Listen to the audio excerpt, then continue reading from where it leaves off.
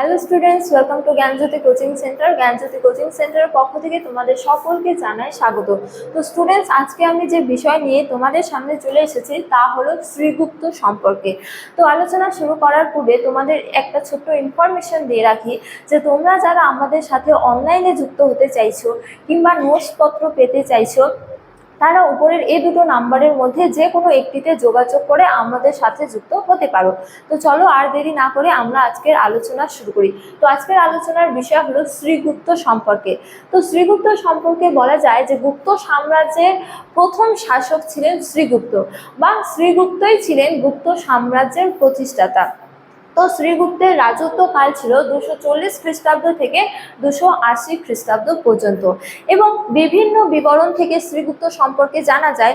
তো সম্রাট শ্রীগুপ্ত সম্পর্কে জানা যায় যে তিনি ছিলেন বৈষ্ণব ধর্মের অনুসরণকারী।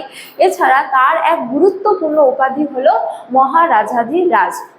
তো ইসিতের বিবরণ থেকে জানা যায় যে শ্রীগুপ্ত নালন্দা থেকে 240 মাইল দূরে চৈনিক ধর্ম যাজকের জন্য একটি মন্দির নির্মাণ করেছিলেন।